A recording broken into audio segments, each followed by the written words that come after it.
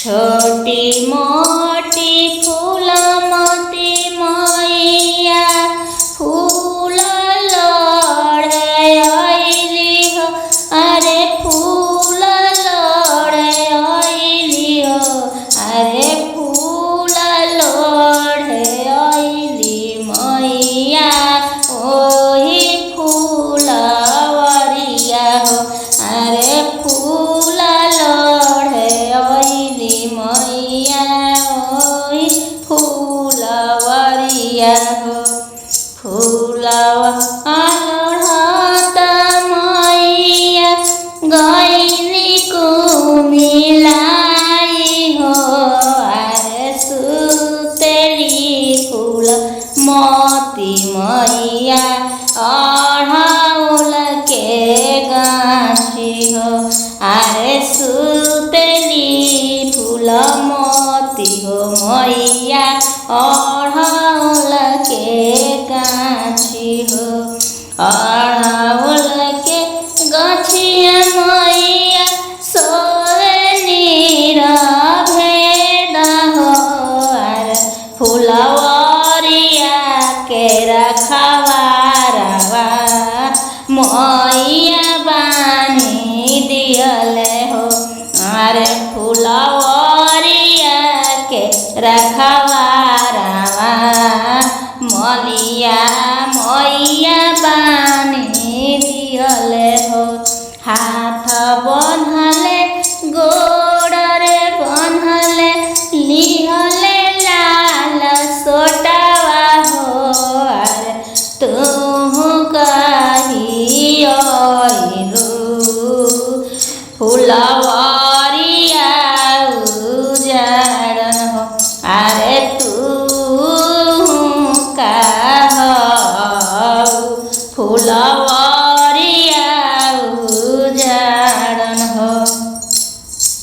आतना बचन मैया सुनहि ना पावे हो।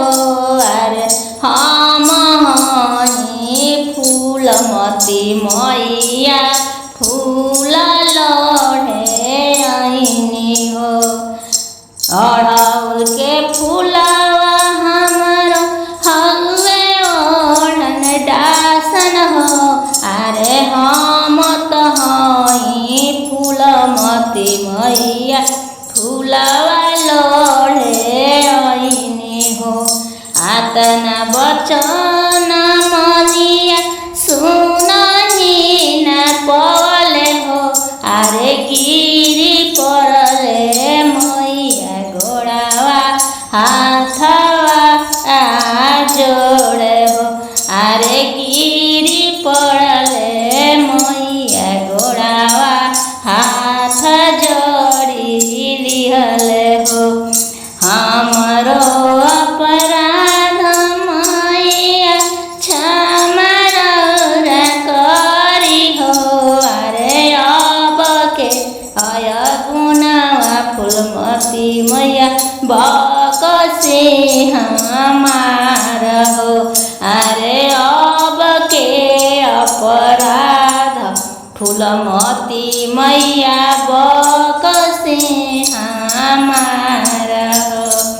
रोएला मलिया बोले बचनिया हमारी फूलमती मैया हो। अरे हम नाही जननी मैया हमारी फूलमती मैया हो। हाथ खोलले गोड़रे खोलले फेंकले लाल सोटावा हो। अरे फेंकले लाल सोटावा हो। अरे रोज रोज आईबी मैया रौरी फूलवरिया हो। अरे रोजे रोजे आईबी मैया रौरी फूलवरिया हो। हम तो हई फूलमती मैया फूलवा हमके भावे हो। अरे फूल